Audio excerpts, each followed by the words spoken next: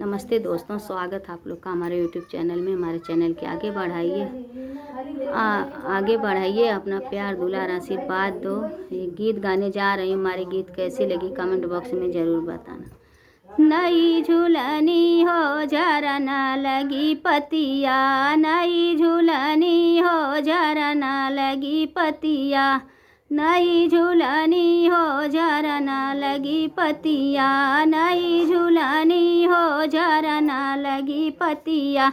सोने की थारी में जेवना बनवली, सोने की थारी में जेवना बनवली, जेवना न जेवई करई दूध बतिया, करही गोरी बिताई सारी रतिया, कहाँ रही गोरी बिताई सारी रतिया।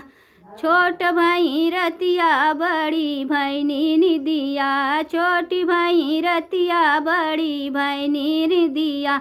अरे मोरे राजा दुख न लगी अखिया, अरे मोरे राजा दुख न लगी अखिया। नई झूलनी हो जरा ना लगी पतिया, नई झूलनी हो जरा ना लगी पतिया।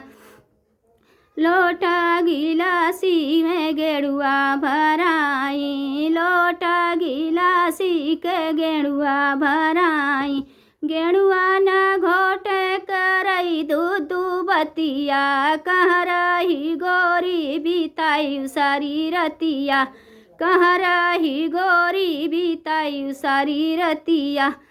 छोट भाई रतिया बड़ी भैनी निदिया, छोट भाई रतिया बड़ी भैनी निदिया। अरे मोरे राजा दुख न लगी अखिया, अरे मोरे राजा दुख न लगी अखिया। नई झूलनी हो जरा ना लगी पतिया, नई झूलनी हो जरा ना लगी पतिया। बीरा चुनी चुनी लैची चुनिया चुनी बीरा लगवली, लैची चुनिया चुनी बीरा लगवली। बीरवा न कुचै करई दूध बतिया, कहाँ रही गोरी बिताई सारी रतिया, कहाँ रही गोरी बिताई सारी रतिया। छोट भाई रतिया बड़ी भैनी निदिया, छोट भाई रतिया बड़ी भैनी निदिया। अरे मोरे राजा दुख न लगी अखिया, अरे मोरे राजा दुख न लगी अखिया। नई झूलनी हो जरा ना लगी पतिया, नई झूलनी हो जरा ना लगी पतिया।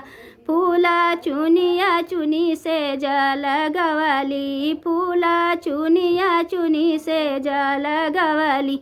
से जिया न सोवई करई दूध बतिया, कहाँ रही गोरी बिताई सारी रतिया, कहाँ रही गोरी बिताई सारी रतिया।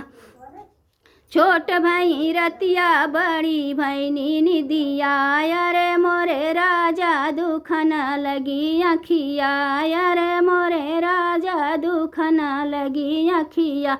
नई झूलनी हो जरा ना लगी पतिया, नई झूलनी हो जरा ना लगी पतिया।